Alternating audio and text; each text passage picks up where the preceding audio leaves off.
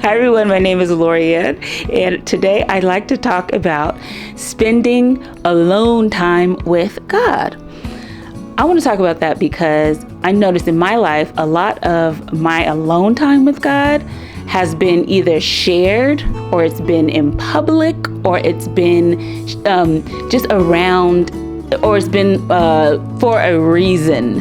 Of course I pray, of course I take time with God, of course I read the Bible, of course, but is there a lot of stillness that I have? Am I carving out a consistent amount of still, quiet, mindful time with God? And the answer was honestly, no, I wasn't. And I want to talk about it because if you are searching for a stronger relationship with God, and quite honestly, if you're searching for a strong relationship with anybody, you have to spend time with them. You have to put effort forth. You have to give. You have to show up. So I realized I wasn't personally showing up one-on-one, almost like a date. It's like I wasn't dating. I was like going on group dates. But so I had to realize for myself, I have to settle down, spend time with God, carve out clear time to spend with God in order for me to have a closer, stronger relationship. So quick story. I received a few bouquets of flowers. Maybe it was like, let's say, just to paint a picture, let's say it was like 3 bouquets of flowers. And for whatever reason the occasion was, but I received 3 bouquets of flowers. They're all beautiful. I was so excited because I love fresh flowers. So I was like, oh, I can't wait to like trim them and, make them all pretty. And I was gonna set them each in their own vase, like just around my home. But something told me, like, get a big vase and just put them all in it so it can be like one big bouquet. So I was like, oh yeah, fantastic, great idea. So that's what I did. And it was beautiful. I was very pleased with them. So every day I would see the flowers walk by, big bush bouquet of just wild flowers, all kind of flowers, roses, daisies, tulips, lilies, everything was in there. But it just looks so beautiful. So days go by, I'm walking by, seeing my flowers and, making sure that everything's looking healthy.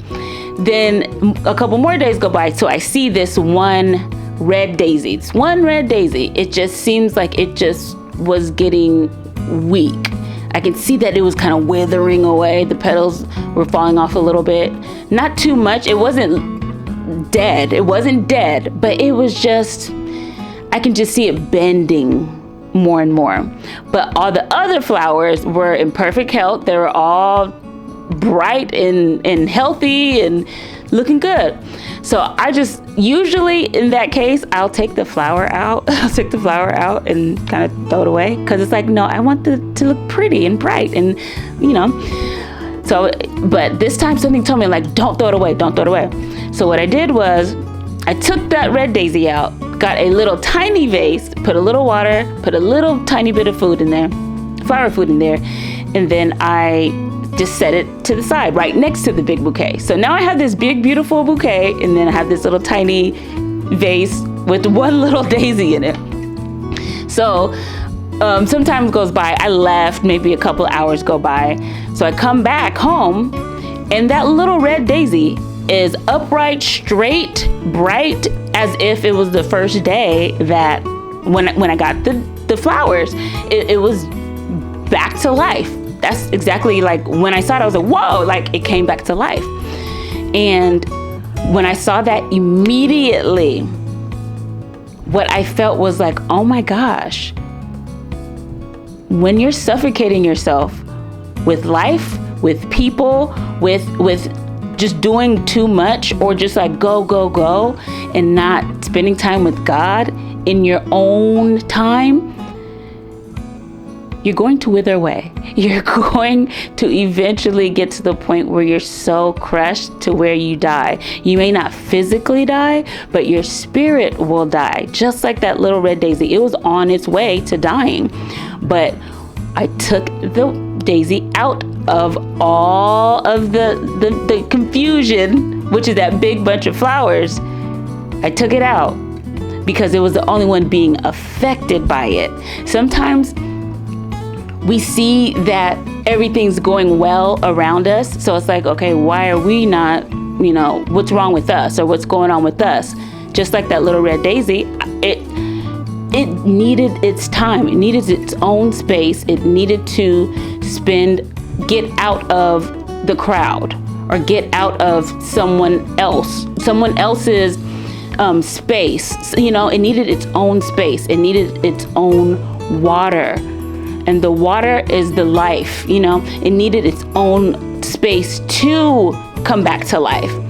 And I don't know what time frame it started to straighten back up, the flower, but let's just say I was gone for a few hours. So to me, I interpreted that as I have to spend time with God. I'm not saying you have to, go into a deep Bible study for 3, 4, 5 hours. I'm not saying that, because sometimes you don't have the opportunity to do that. But when you do, hallelujah, go for it.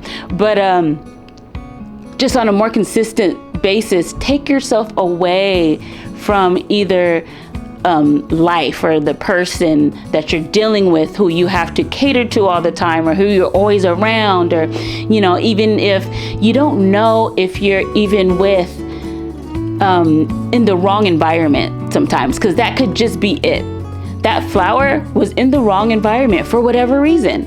What if you're in the wrong relationship for whatever reason? You don't know, because you're not taking time to figure anything out. You're not taking time to breathe. You're not taking time to sit in your own water and grow and get some clarity and get some understanding of what's going on and what you need to do.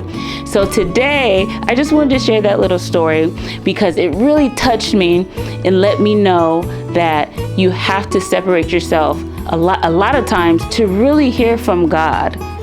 It's sometimes we try to make things work or make things happen on our own, or like we're already in a situation, so we gotta make it work. Sometimes that's not the case. You don't always just have to make whatever you're in work. Step away, talk to God, spend time with God, actually hear and listen to God, and apply what God is telling you in order to make a better and wise decision for yourself and for you to come back to life. So if you're feeling lifeless, if you're feeling on your way to lifeless, that's okay. You're not alone. You're definitely not alone. But just step out, take some time, carve some time out of your day, wake up early. Maybe you have to go to sleep a little later, but take time to spend with God alone to really figure out what God is trying to tell you, what He has for you, what is not for you. That's very important. Sometimes we need to know what's not for us, because sometimes we're praying for something to be for us, but it's not for us, and we need to let it go. So I just want you to be encouraged and be sure that if you seek God, God will meet you there. God is already there. God is already waiting for you to talk, waiting for you to bring everything to Him. You don't always have to be anxious or confused or trying to figure out how and why.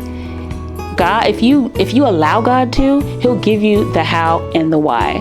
So I encourage you today, take your time, spend with God, and let God lead you. I hope you have a wonderful day. Thanks for watching. Bye-bye.